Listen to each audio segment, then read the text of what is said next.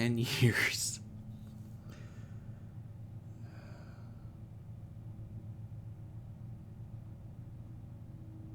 I'm sorry.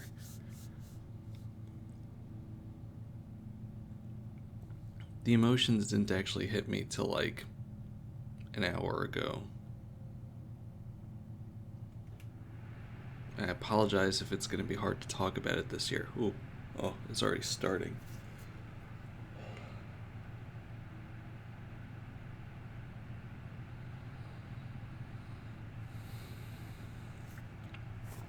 "10 years of my life.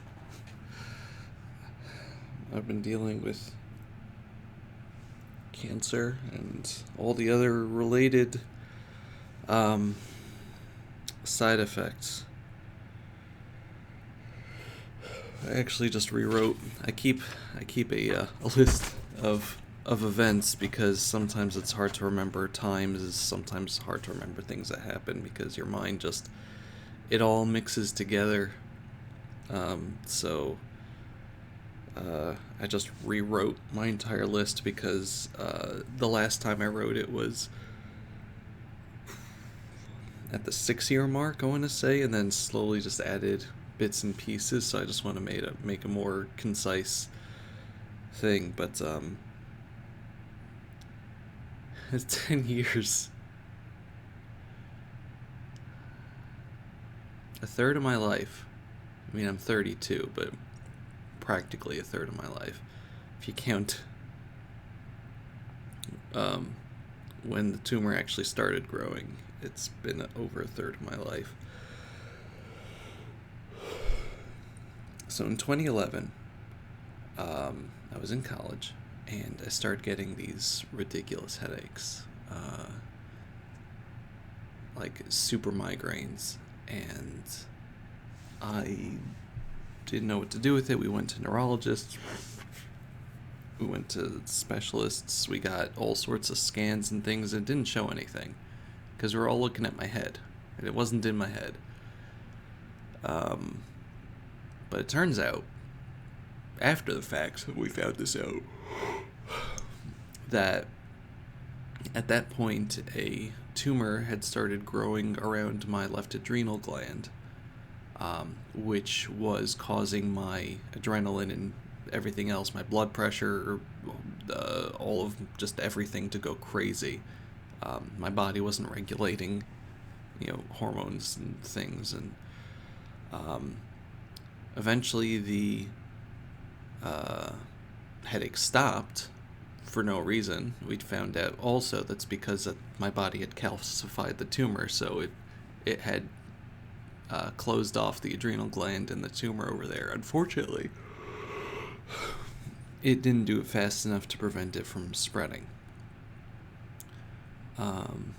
So yeah, that ruined that year of college for me. I took a year off, and in 2012 I went back to college because I felt I was able to, but I started having back problems, and going from the end of 2012 into start 2013, the back problems started getting very bad. We thought I had a herniated disc, but it turns out that I'm going to write one thing down over here, and I apologize.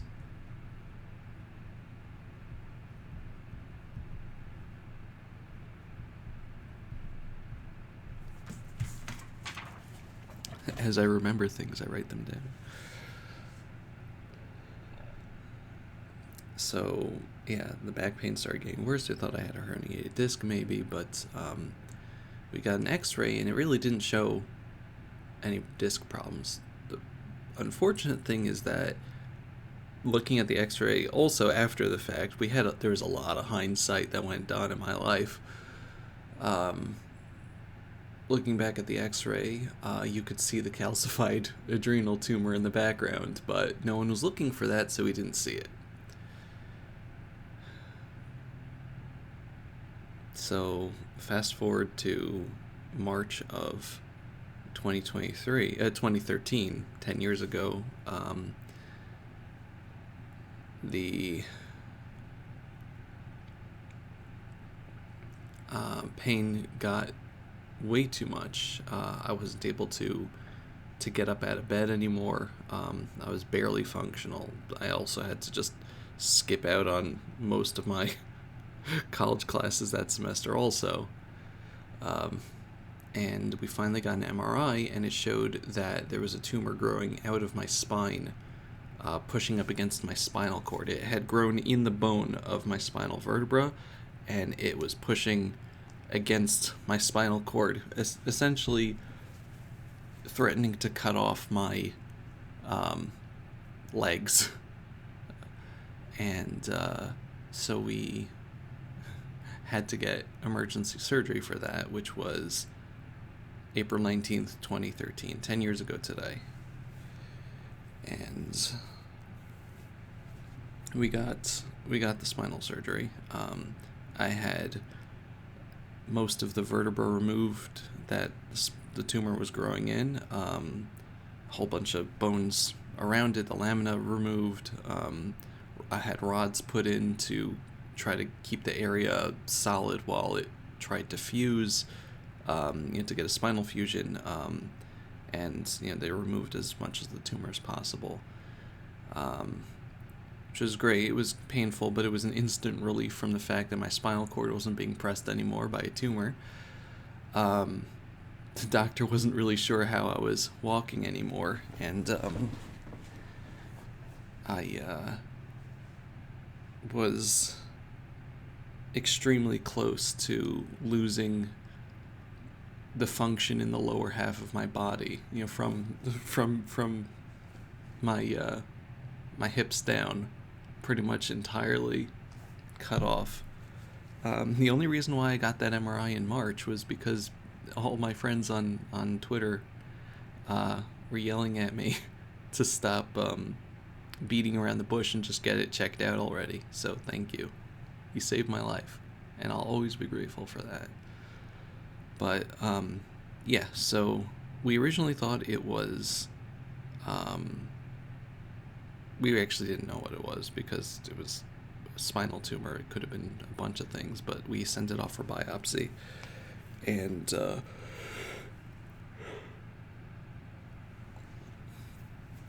the results came back from it that it was something called neuroblastoma, which was weird because neuroblastoma is usually only seen in children.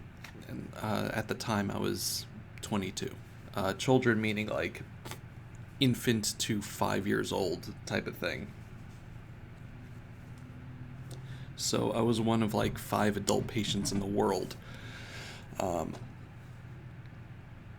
Luckily, in the Children's Hospital of Philadelphia, which was right next door to where I got my surgery, in the hospital, University of Pennsylvania, was the world expert on neuroblastoma. So my oncologist, his name is Dr. John Maris, became my oncologist for the rest of my tenure, and they did a scan called MIBG scan, which was used at the time to see where all the uptake for the cells for the cancer is, and they found it. Aside from my spine, there was also a very large spot on my hip. There was the primary tumor above my adrenal gland, a whole bunch of my ribs, inside of my ribs, one of my shoulders. So yeah, it was stage 4, which was I didn't really process it, honestly. I mean, how do you even process that? But everyone else was processing it badly, but I was just like, yeah, I could see that. Based on how I feel, yeah, I could see that. But yeah, so he asked the doctor, like, what's the treatment? What's it gonna be? And he's like, he didn't give me odds or anything like that. They're just like, we're gonna try whatever we can, and we'll see what happens. So For the next 4 months, May, June, July, and August, excuse me, I got heavy chemo, try to hit it fast and hard, try to stop its growth. And it worked for a while, but then it stopped working. Turned out that my particular strain of cancer, of neuroblastoma, was pretty resistant to the heavy chemo. And all the heavy chemo was doing was making me unable to eat or move or get out of bed and giving me really terrible immunity. So we decided to shelve that. After I lost all my hair, lost like 80 pounds from just not eating for a while, I had to get on to like a special antidepressant medication that just made me super hungry all the time. Just so I would start eating again because I was just so sick.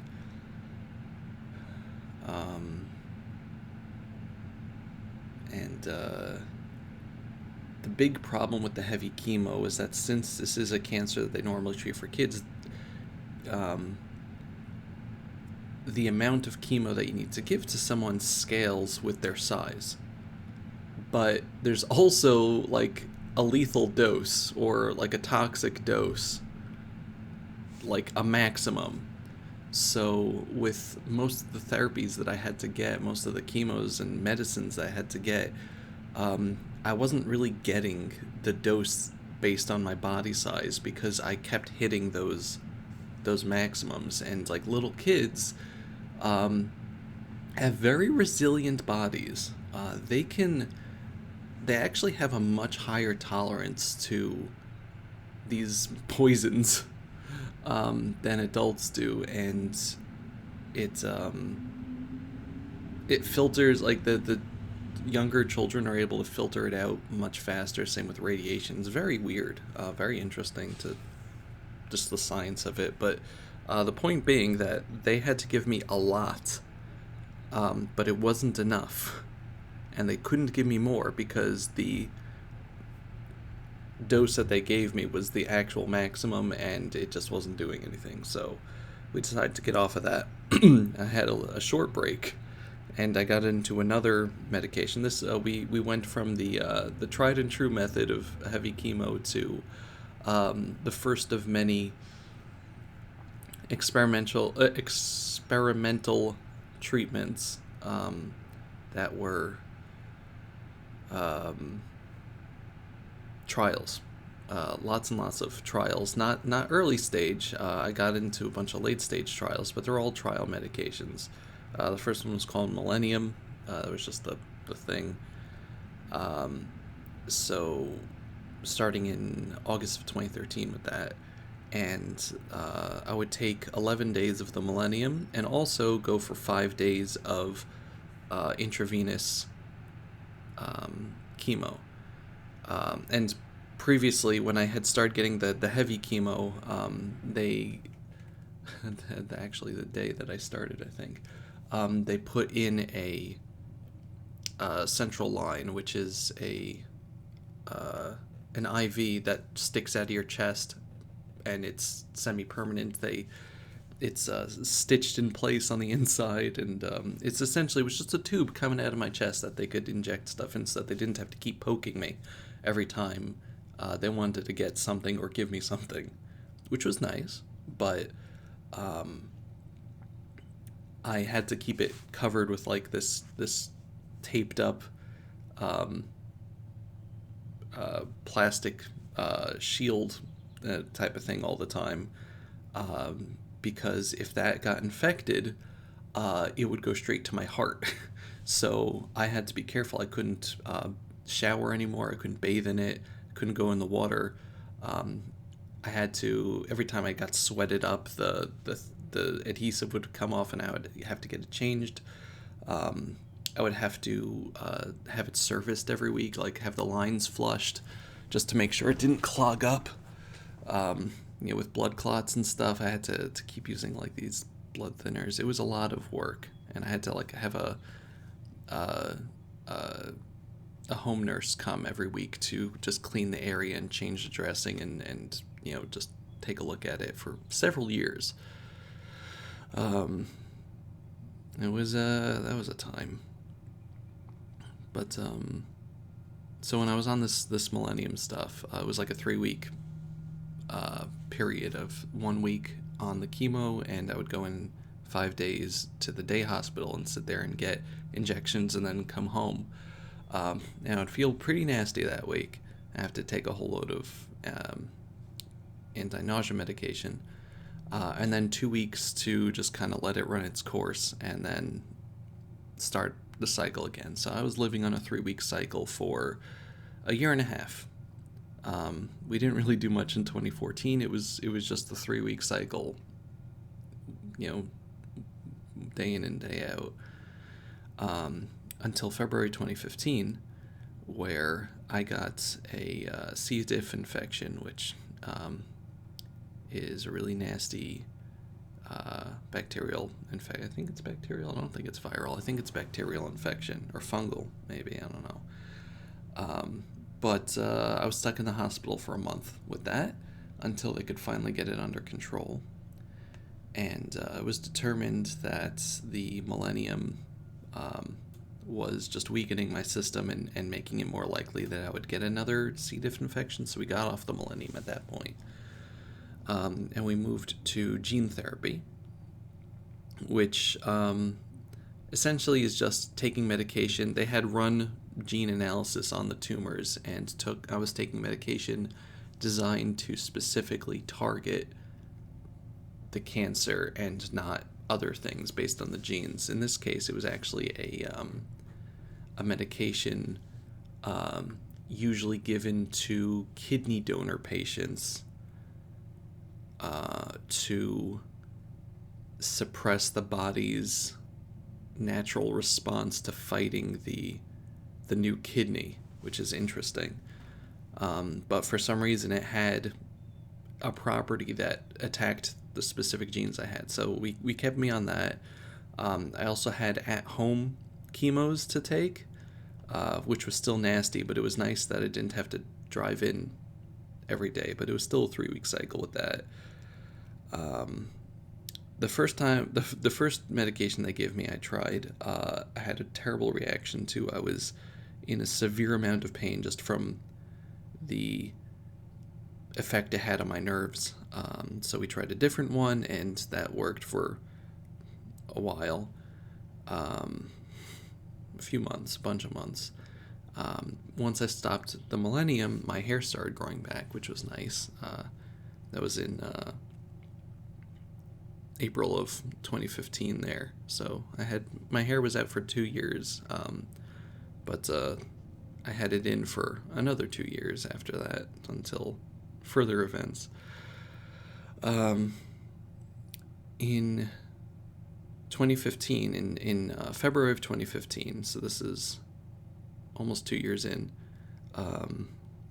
I had the Broviac removed, the port, replaced with a port. So the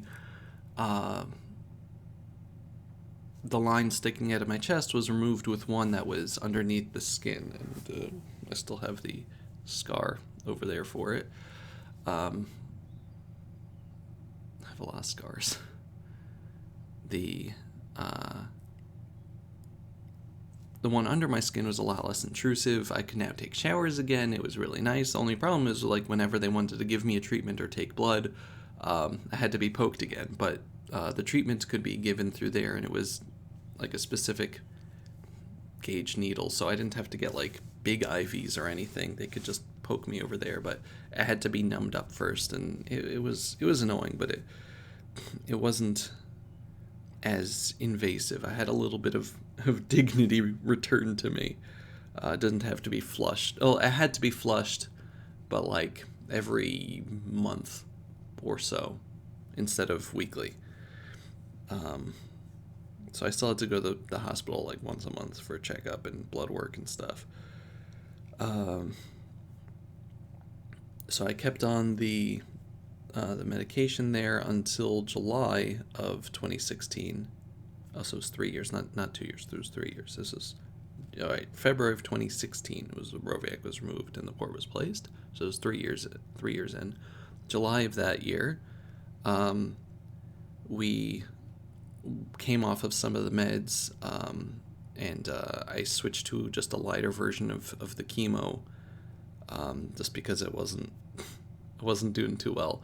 And in August, we got another scan, and it wasn't a promising scan. It kind of looked like some of the tumors had started growing more. So it was decided to get off of the medication and try radiation therapy. So in September 2016, I started MIBG therapy, which is the radiation therapy. It is like the scan that I got, except it was, instead of getting a small amount of the radioactive dye, it was a lot of it.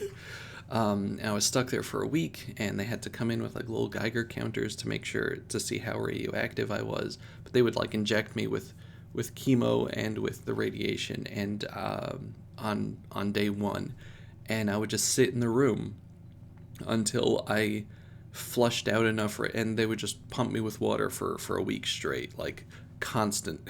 I was going to the bathroom a lot, and I would sit there until I flushed out enough radiation to be safe to be around other people and go home. It was a very strange experience, very weird, not fun, would not recommend. But that was in September. I went through it. It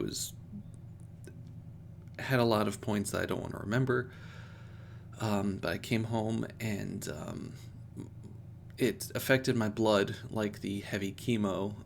So, I was anemic, and my immunity was down, and it kind of sucked. But it came back up, bounced back, and we made the determination to do a second round in November of 2016. So I went through that, and it didn't go well. My blood dropped really fast after that, and it didn't come back up, and I started for about a month straight, I had to get transfusions like 2 or 3 times a week, blood transfusions, just because I was having difficulty breathing because my blood wasn't coming back. And they eventually gave me stem cells that they had harvested from me way back in 2013. And that finally did the trick in restoring my bone marrow, which was dead. So we decided not to go for a third round of radiation. Instead, the doctor wanted to try out immunotherapy, which I would have been on for a while. It was a combination of immunotherapy and chemotherapy, and I started that in February of 2017. It's February again. And it went very, very poorly. I got the worst possible reactions out of it. The pain blocker that they were giving me that I had to be on, like before and after, didn't work. In fact, I think I was allergic to it in some way also. And I was just having like the 1% chance reactions to everything, and got like blotches and lesions all over my body. My hair fell out again from the shock. Started getting like mild organ failure, and I almost died. So I was in the hospital for a while after that, and they made the very smart determination not to give me more immunotherapy. But after thinking about it and taking another scan in March, they decided that the primary tumor around my adrenal gland was ready to come out. So at the end of March, I got it was like a determination of like, yeah, we should do surgery on this. And so I said, oh, okay, when do you want it? And the surgeon looks at me and he says, well, I have an open spot on Thursday. So it's a Tuesday. So it's just like, okay. So, yeah, like 3 days later, So I got abdominal surgery to remove the primary tumor and to scoop as much of the tumor off of my right hip as possible that they could get. Um, and it went well. It was actually a fairly short recovery, even though it was difficult. But the tumor was gone, and they took a scan after I recovered a couple months later in May, and since the primary tumor was gone and a good chunk of the secondary location, it wasn't really showing up on scans anymore because there was nothing to see. So there's just little bits and pieces that were barely showing up, but they said I was in remission with tentative remission. But yeah, that was 4 years in, tentative remission.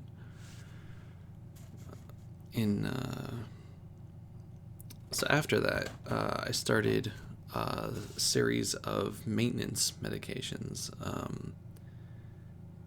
which are not to fight the cancer, but to kill straggling cells.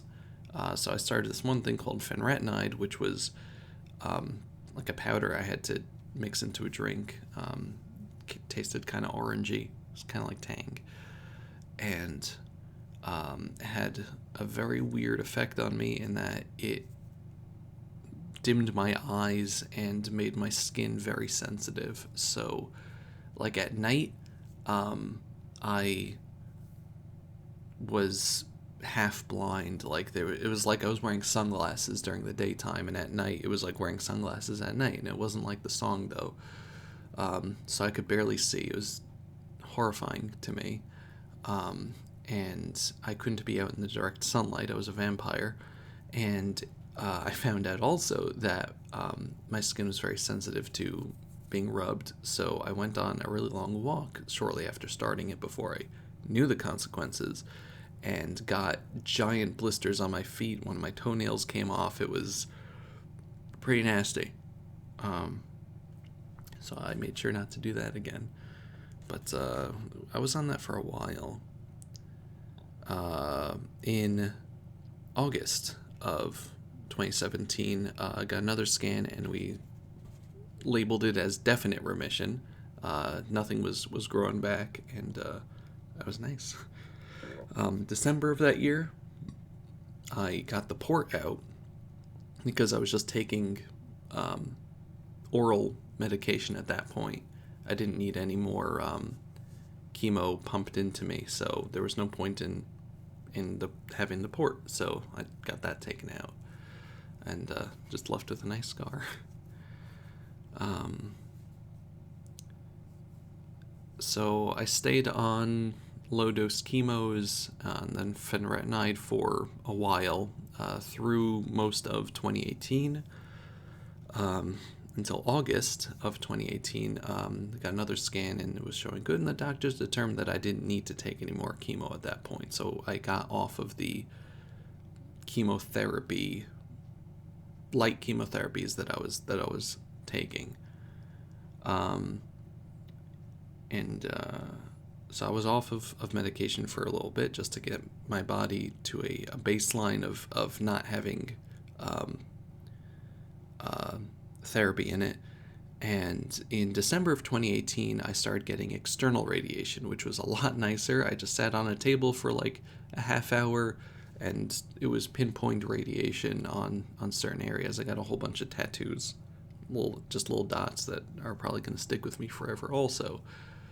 They look like beauty marks, but they're all over in weird places on my torso. But that was for, I don't know, about 5 or 6 weeks of more or less daily external radiation, to try to once again just pinpoint certain spots that still showed up. So that wasn't too bad, actually. It just made me tired, but not too bad. In April of 2019, so the 6-year point, it was determined that I was in remission, as I wrote down. We made the determination that was a good point. So I was given off for good behavior, and I was just allowed to relax for a bit to try to start rebuilding myself. In February of 2020, we made the determination that I wouldn't need scans every 3 months. I would be at 4 months, and then we would try to put it up to 6, and then every year, and then nothing. So that was nice. But over 2020, something else started, and that was the back pain. Now, I had always had back pain from the fact that I have rods and screws in my back, but for some reason in 2020 it started getting worse.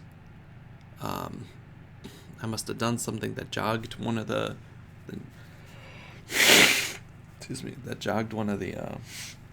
screws loose, and the little tiny micro movements was making my spine move, and it was causing a lot of pain. And in September 2020 it was getting very bad. So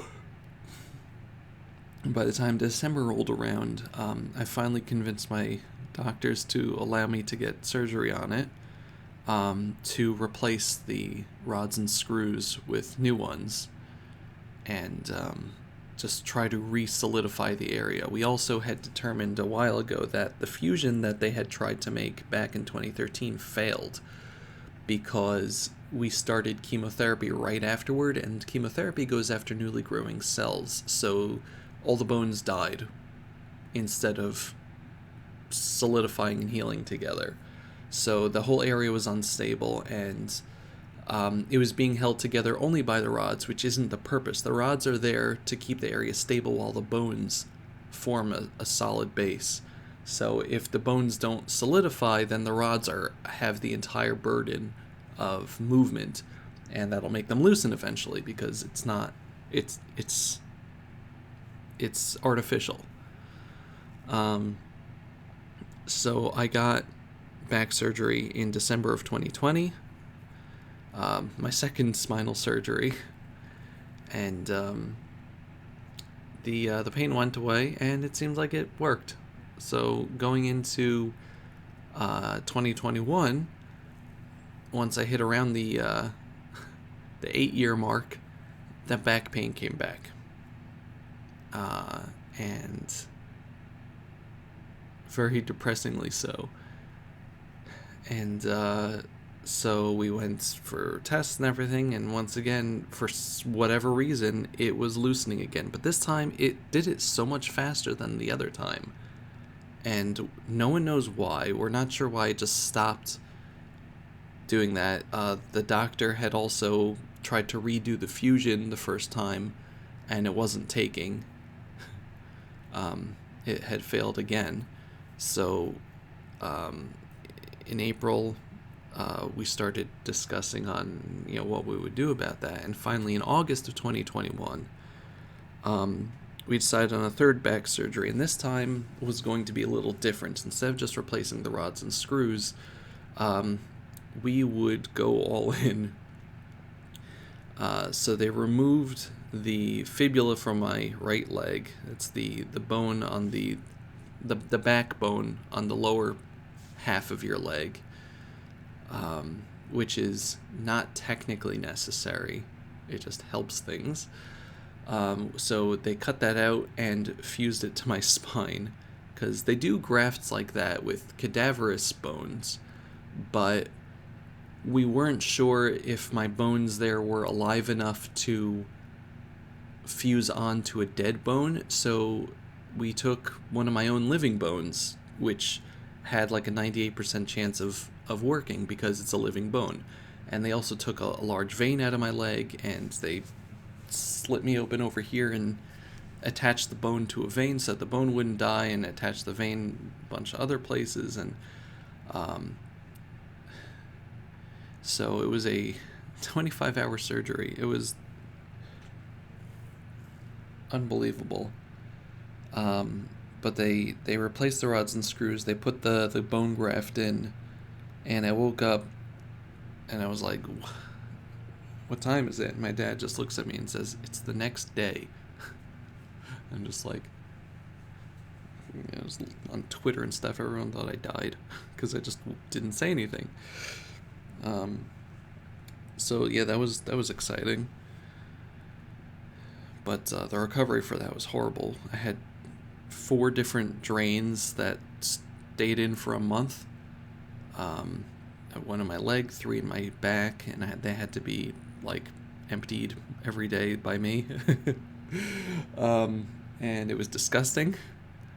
And because a large vein was taken out of my leg, aside from the fact that I have 2 scars running all the way down my leg now, and also a huge scar on my back from being open 3 times and the side over there.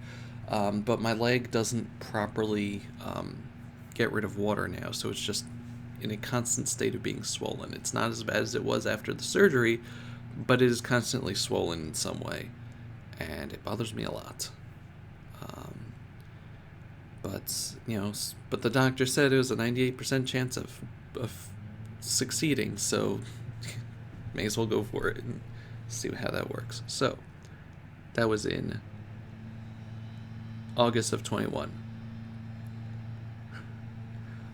In January and February of 2022, this is last year, I got some more scans and it didn't show anything, which is great. It was essentially saying that I was not just in remission, I was heading to being designated as cured, which is amazing considering where we started.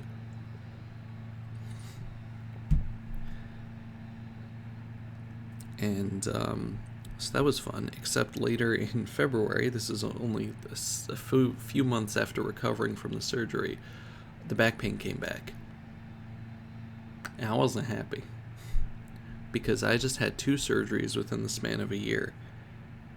And the one that I just got, that it took me a month just to recover from the immediate effects and several months to recover from the larger effects,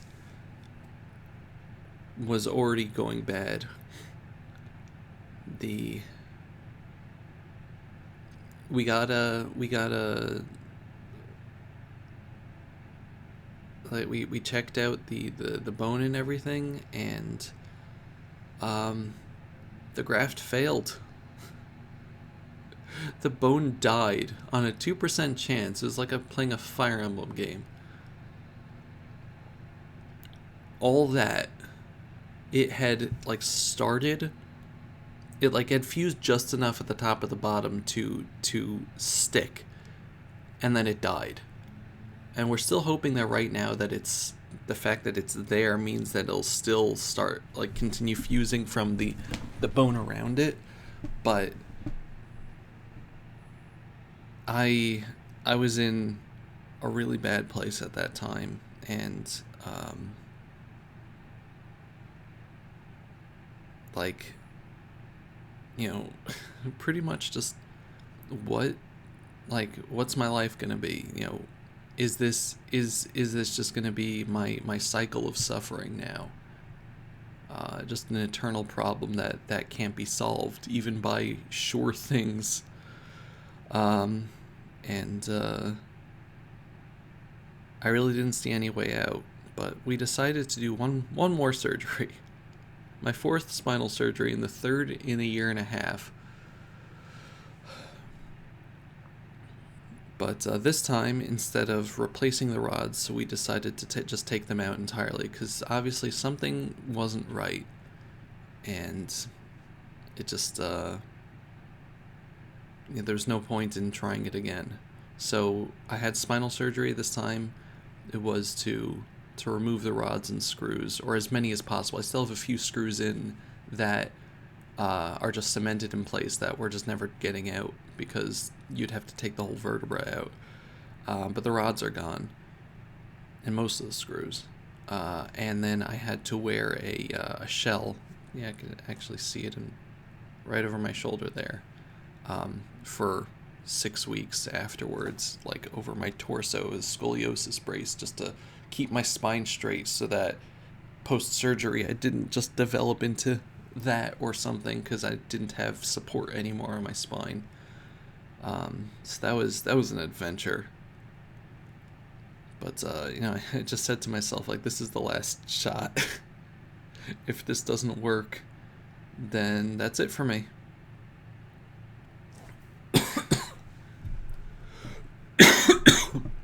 I just completely given up on my life at that point because I couldn't live with the idea of unescapable pain.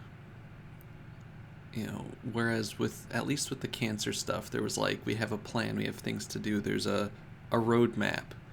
But with this, there wasn't anything. There was no hope that I could have, and it just ate away at me so fast.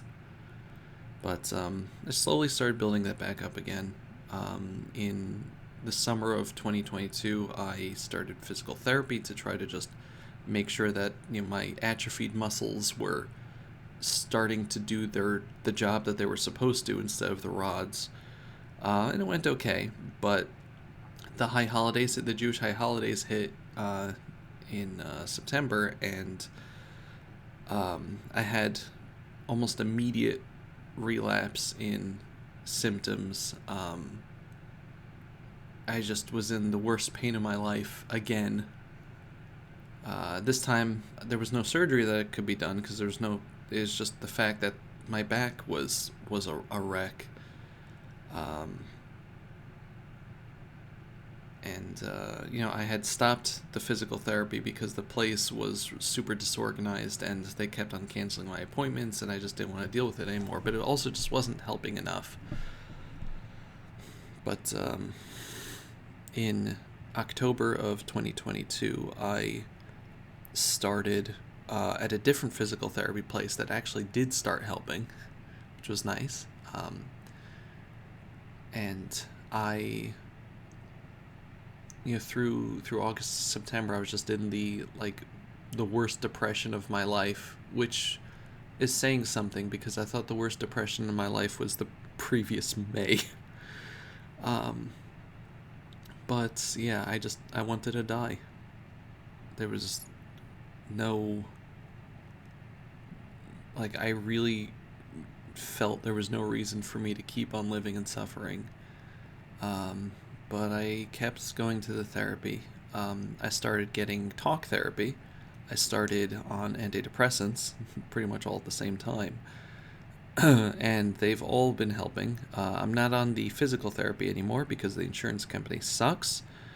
And they don't want me to be on it, even though everyone else says I should be.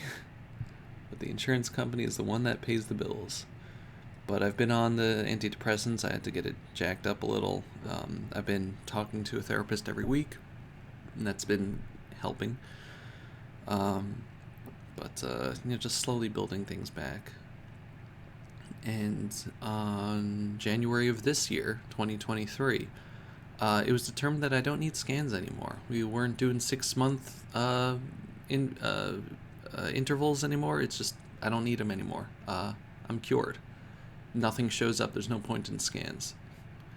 So that was a milestone. From this point onward, I'm just going to be getting intermittent blood biopsies, which is a blood test, and they send it into a lab and look for specific markers that the cancer cells give off as waste. So yeah, a lot less invasive. And here we are at year 10.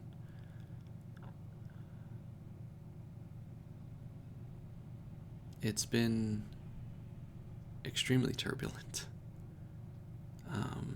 It's been just waves of better times, worse times, better times, worse times.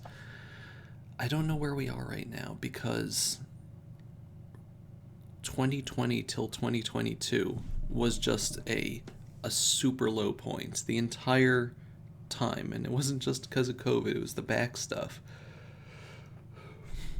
And I thought that I was coming back up, but then it just dropped back down again, and I'm working on it, but I don't feel each year it's kind of a different assessment of where will we be in at this time, but um I don't feel happy. And I know that in the past people have asked if I could talk about the psychological effects. I mean, this was extremely difficult on not just myself but my family. It almost wrecked my younger brother's high school career. Like, he started getting um, terrible grades and everything till um, my health started evening out a little, and now he's a perfectionist. So I think he's psychologically anyway. I think he's overcompensating for the that time, but it's I guess it's good to get good grades. He's very smart, but it was an incredible strain on my family, on the people around me.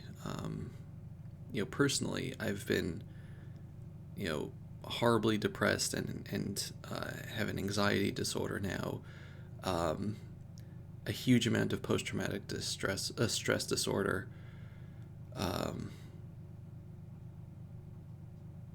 you know, I get flashbacks to treatments and to pain and feelings from almost everything in my life.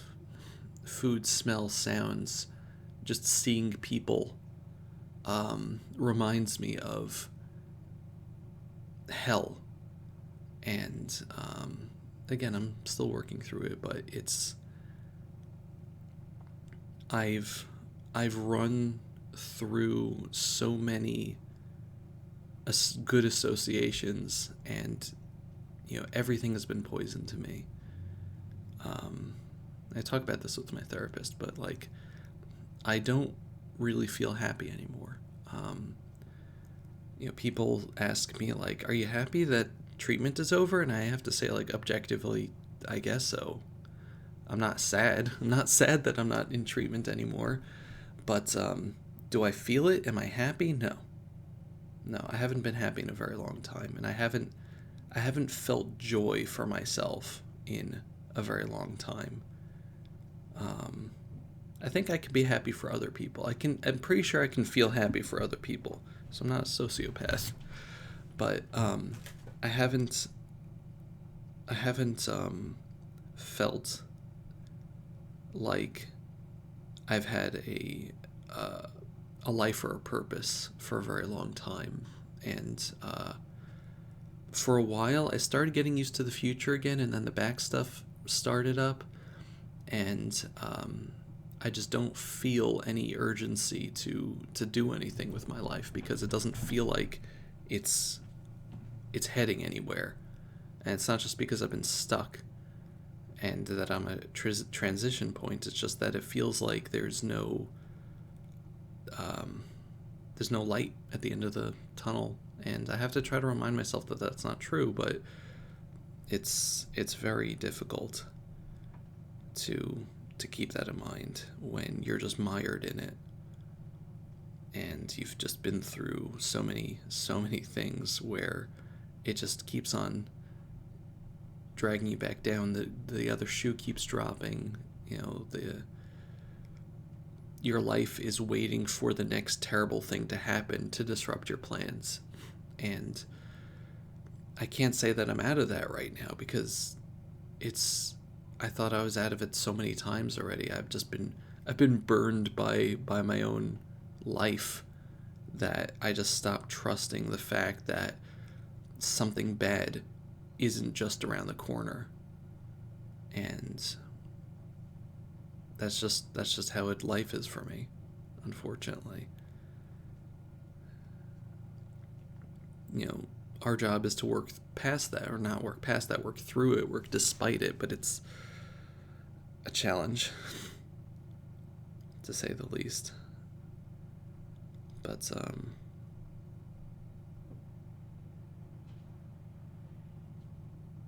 yeah, it's, the tolls also were with, my dad pretty much had to become my primary caretaker.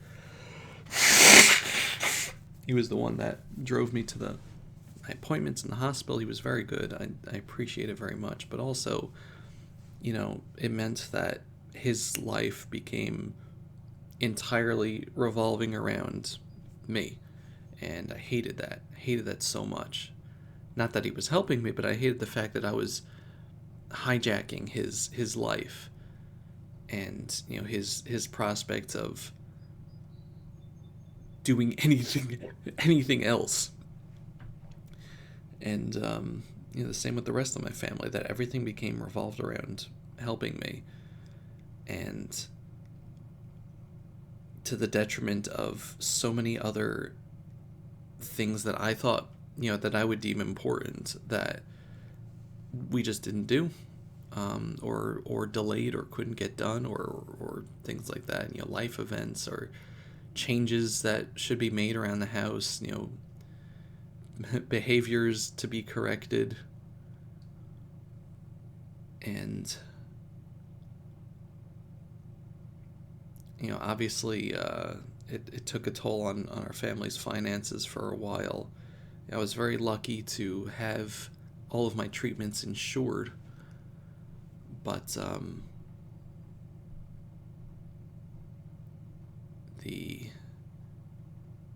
all the ancillary costs were phenomenal, astronomical. We had to get a lot of support from outside, and we still do, unfortunately. And it makes me feel terrible that I did that. And you could say, no, Dobie, you didn't do that. The cancer did that. But who had the cancer? Cancer wouldn't exist without me. Not cancer in general, just the specific case. And it's hard to not put that burden on yourself as well. But yeah, I lost a lot of time. I lost a lot of connection to people. I lost a lot of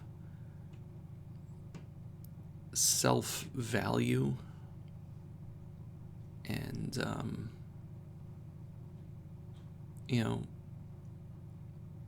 I don't know what the outcome of this is going to be. Like, the cancer is cured, but the fight is not over. I still have a lot of healing that I need to do, physically and mentally, and it's going to take a very long time. And I don't know if people really understand, especially with me when they're pushing me to move on. I don't think people really understand the psychological and physical toll of going through, any cancer patient, but like specifically what I had to go through with everything, and so many surgeries, so many treatments, so much psychological damage. I'm a wreck, and it's going to be a very, very slow process building it. And it's difficult to deal with the impatience of people who don't feel that. So yeah, please just give me some time. Please give me just a little bit of leeway for a little while longer. I may not be getting chemotherapy, but the unfortunate thing is that this is just not over for me. As much as I want it to be over, it's not over for me, and it can't be over for a long time. Unfortunately, this is not something that I can just shrug off and say, turn the page. It's a new story. It's a continuation, and there's a lot that I'm carrying with me. But we'll see what the future brings. Hopefully I'll come back to you next year and not have a story about surgery that I have had. I think that's getting old. But yeah, thank you for sticking with me all this time. Thank you for listening. This is a long talk. Not as long as previous years, but I guess I condensed it more. 10 years.